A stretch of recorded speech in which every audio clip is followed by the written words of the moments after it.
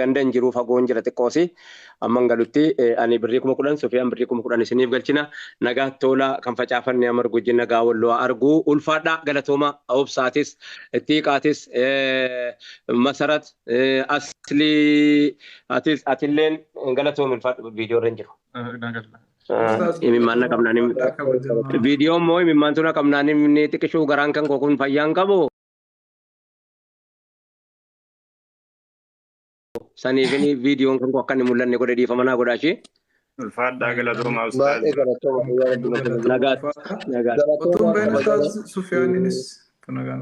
Ustaaz Sufiyaan dubbatanii xiqqoo. Hin dubbata. Namichi kun umriidhaan naan qaba ta'us qabsoo Oromoo keessatti warra nuti magaalaa Finfinneetti dhiibne keessaa gaaratti baddaatti godaanne obbo intini biraan fuudhee deeme gaafa addi bilisummaa dhufee magaalaa Finfinneetti dhufee seenu gaafani dabballummaa namni yoo of hin argatin of beeka jechuu hin danda'amu bara. Nama immoo namatu agarsiisa ati kasa kanaa miti isa kana jedhee namni namaan nama arga namni namaan of arga namni namaan lafa arga namni namaan of bara namni namaan waa ofii bara inni kun kootii miti namni namaan bara. Of na barsiisuu keessatti karaan inni keessa dabarfatee dhufe karaa fagoodha. Karaan inni keessa dabarfatee dhufe namoota isaaf barreessan wajjin abalu jechuu hin barbaadu. Namoota akka gariin gatii lubbuudhaan jiranuuf jecha arrasu waan itti yaadamu hin beeku fannan qusadha. Zarihuuni gaafa sanas uffatanni uffatee ani isa barbaacharraas tiyaatirii dhaqaa na beekaa nama kana hundarra na beekaa. Isa barbaacharraas tiyaatirii dhaqa ture raas tiyaatirii 81 dhumarratti toora 82 jalqabarratti yeroo inni beenu gurbaa jechuu wallisu sana raas tiyaatirii keessa haala kamiin dhufaa afaan Oromoo qabatee qophaasaa dagatamaan lagatamaan baqatamaan haala kamiittiin dhufaa yoo jettanii isumarraa dhaga'uu dandeessitoonni lubbuudhaan jiru yoo inni haasa'uu danda'e. Yoo kana achi immoo akkuma kanatti dhiisuuf bareedaadha. Akka waanan kophaa kan koo laaluuti jechuudha. Akka waanan kophaa kan koo isa barbaacha dhaquuti jechuudha. Yeroo sana keessa raas tiyaatiriitti isin kun dhalattanii illee natti hin fakkaatu. Yoo dhalattanis immoo as geessanii nama of baru taatan natti hin fakkaatu keenya umriin xiqqishoo illee bubbulle. Jennaan achirratti ilfinesh utuuti keen jiraate re'ee bineensi nyaatu utuu gamtaan jiraate walii galteen jiraate. Roorroon nutti hin jabaatu dhaggeeffadhaa barreeffadhaa. Warri amma nutti jiru kun illee gaafa sana waan lubbuudhaan jiranoo nutti hin fakkaatu. Hin dhalanne waan ta'eef. Dhalatus natti dhalata. Kan naa dhalatu heddummaachuu baatus kan naa dhalatu numa jiraata. Waa baay'ee jechuun danda'u waa baay'ee sin dubbadhu. Ani garuu gama kootiin qarshii 10,000 waanuma hin qaburraa nan gumaachaa fi 10,000 waanaa godhaas yookaanis zaruuniif waa godhaa yookaanis raayyaan fakkaata ta'eetu hin ta'in. Anaaf yaanatu of beekaa sanumaa fi zarihuunii qarshii 10,000 Sufiyaanis kunoo na bira jira qarshii 10,000 gumaachee jira. Walitti qarshii 20,000 akkaawuntii keessan irratti isinii galchina. Keessan hin jedhu silaallee keenya jechuun nama rara anatu sin bira hin jirreef hanqaanfadhe malee.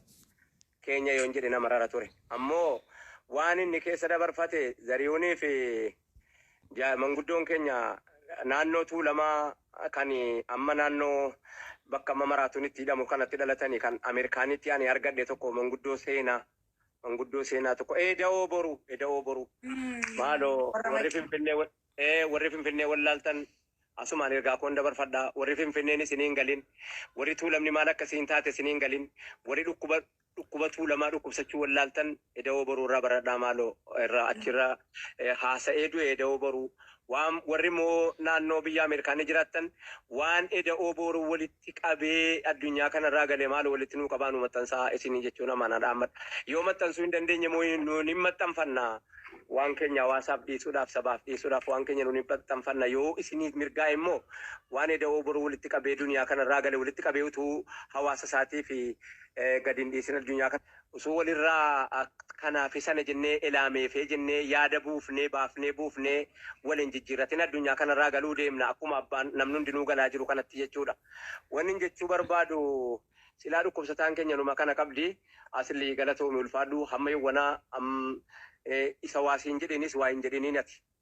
Maaliif jennaan bakka guddaa dhuftee dhaabbatte dhimma lafee kan kee si jalaa dhukkubsatee mana hospitaala jiru nama isaa akkamsiisu dhabdeetti jirta waan jedheef isa waasiin jedhes dandeeyituma dabarfadhu har'a jechuun sitti dhaammadha. Warri waan kana Zarihuun amma maali masarati galatoome addi masarati addi jedhu maal jedhu waan hin jiru hin beeku. Iddoo abdiinan argaa hunda beekuu baadhu hunda wallaalu waa hunda isinii gochuu baadhu immoo waa hunda immoo gochuu hin dadhabu atleast hordofuu nan danda'a jechuu kooti. Zarihuun galata guddaa kan nurraa qabu nu tarkaanfachiisuudhaan kiilolee malbaa yookaan kiilolee abbaa mana muuziqaa kiilolee obbo Geeta'uun iddoo wajjin lafa yooniin jedhe waa tokkoon ta'u quban qaba waan ta'eef namoonni hammi tokko obbo Saadiq Baalee akkuma kanas namoonni tokko jiru gaa'utu obbo Alamuu Qixxeessaa Hinduuniin duratti baay'ee warri harka nurraa qabaa turan obbo Asaffaa Booleedha kan manni isaanii jalaa fudhatame nama naannoo Wallaggaa obbo Asaffaa jedhamu abbaa isaanii hin beekwan nama of jalanuu qabee gaafa ari'atamnu achi balaqannee mana isaanii jala dhokannee achitti ulaanutti cufee jedhaa ture obbo Asaffaa jedhamu manni isaanii irraa yeroo Tigiree keessa irraa fudhatame amma akka ilmaan isaaniitti jirtu hin beeku wana kadhattuufaa taate sun karaa irratti galtii akkamsiisaati miti hiree keenya qooda keenya waan ta'eef hawaasa keenya gala hireedha eega mudanne ammoo Zarihuuniin bira baga dhaabbattan jechuudhumaafanii maaltu deemaa jira jechuun biyya ganda hin jiru fagoon jira xiqqoosi amman galutti ani 10,000 Sofiyaan 10,000 isiniif galchina nagaa tola kan facaafanne amar gujji nagaa walloo argu ulfaadha galatooma obsaatis xiiqaatis masarat asli atilleen galatoom ulfaadha viidiyoo irra jiru.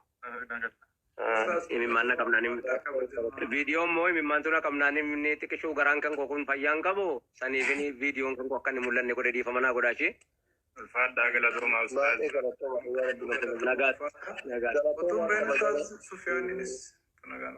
Ustaaz Sufiyaan dubbatanii xiqqoo. Hin dubbata.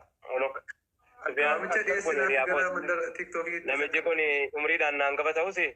Qabsoo Oromoo keessatti warra nuti magaalaa Finfinneetti dhiibnee keessaa gaaratti badhaatti godaanne obbo Intini Biraana fuudhee deeme gaafa addi bilisummaa dhufee magaalaa Finfinneetti dhufee seenu gaafani dabballummaa leenjifamee xumuradhee magaalaa Finfinneetti gaafan ba'u Wallaggatti ramadameen deemee ture gaafa sana obbo Abbaayee nama jedhamutu makiinaa kaamaazuutiin na fe'ee qalanjii intala jedhamtu tokko wajjiniini ambassaa caakkaana geesse waraana wayi obbo Abbaayeen isin jiranu qalanjiin isa ajjeefamteetti hin jirru jechuu hin dandeenya anumatu lafa jira. Qalanjiin duute obbo Abbaayeen isa ajjeefamanii jiranii Abdul Qaadiris du'ee jira Haftee Dambidoollos du'ee jira nam tokko hin jiru warra gaafa sana wajjin jiru keessaa jechuu kooti. Zarihuun yoo yaadata ta'ee yaadata garuu Qaasim Barroo Zarihuun Ilfinesh namoota tokko ammas Imaamma Sheekaa Shoolee Tafarraa akkasumas eenyuun ilaata namoota wal bira jijjiiran turanii ammina yaadatu xiqqishoo umriin kakko gaafa sana dhaabni wanni hin dabaladhu hin qabu umrii kan koo xiqqaata malee gaafa sana kan waan hin dabaladhu hin qabu eleetanii bara. Dhaabiin kottaa itti sooluma fakkaata. Zarihuun kanatu ijoollee kana namoota kanaaf abbaadha jedhee yaada Zarihuun. Laffaatiin Zarihuun illee silaa isaa itti kadhatanuu miti. Isaa eekkatti wallaanamuu qaba silaa jedhanu eessa London moo laffaatiin Zarihuun eessa silaa Ameerikaa moo Niw Yoork moo hospitaala eessaati warra gaariidha isa jalaa jedhamuu fiituu silaa abbaa qabaate. Zarihuun immoo abbaan qabu.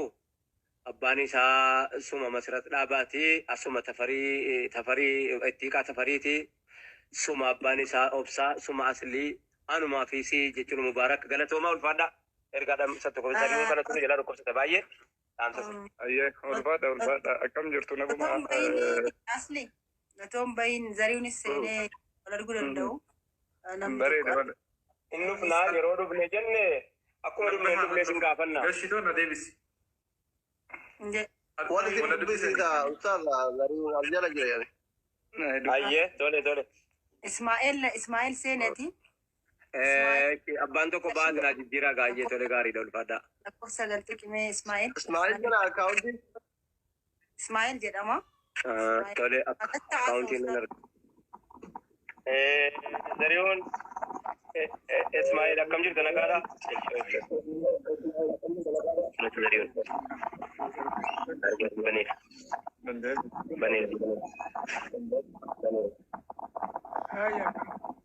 Akkam nagaa jirtaa zari'uun feensi gaafadhaa miilan sirraa fageeffadhe indaganne ati manaa keetti illee na bira dhuftee jirti akkuma ati ergiti na bira dhuftee turte mana kiyya illee hin beeyti.